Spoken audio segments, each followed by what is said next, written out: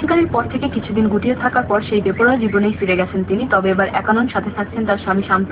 আবার কখনো শান্তর অজান্তে একাই বন্ধু বান্ধবদের নিয়ে ফুর্তি করে রাত কাটিয়ে দিচ্ছেন তিনি। রাজধানীর এমন কোনো নাইট ক্লাবে কিংবা ডিজে পার্টি নেই যেখানে প্রভাকে দেখা যায় না। যে পার্টি ইয়াবা ছাড়া জমেই না, এসব পার্টিতেই ইদানিং হরহামেশাই দেখা যাচ্ছে প্রভাকে। প্রভার একটি ঘনিষ্ঠ সূত্রের বরাত দিয়ে কয়েকটি গণমাধ্যম জানায়, প্রভার এমন বেপরোয়া জীবনযাপনে শ্বশুরবাড়ির সদস্যরাও বেশ বিব্রত। তারা কয়েকবার তাকে সতর্ক করেছেন, তবে কারো কথাই শুনছেন না তিনি। কারণ এবার শান্তই তার সহযোগী। শান্তকে নিয়ে তিনি চালিয়ে যাচ্ছেন তার বেপরোয়া যৌন জীবন। সূত্রটি জানায়, বিয়ের প্রথম কয়েক মাস প্রভা মোটামুটি নিয়মের মধ্যে থাকলেও এখন কোনো নিয়মের তোয়াক্কা করছেন না তিনি। পার্টিতে কখনো কখনো সঙ্গী হচ্ছেন ব্যবসায়ী স্বামী শান্ত, আবার স্বামীর অজান্তে সঙ্গে থাকছে একাধিক বন্ধু। প্রভার পার্টিতে যাওয়া নিয়ে পরিবারের লোকজন এর আগে সতর্ক করে থাকলেও স্বামীর পক্ষে থাকার কারণে তেমন কোনো অশান্তির সৃষ্টি হয়নি। তবে গত কয়েকদিন ধরে এসব নিয়ে বেশ ঝামেলায় পোহাতে হচ্ছে প্রভাকে।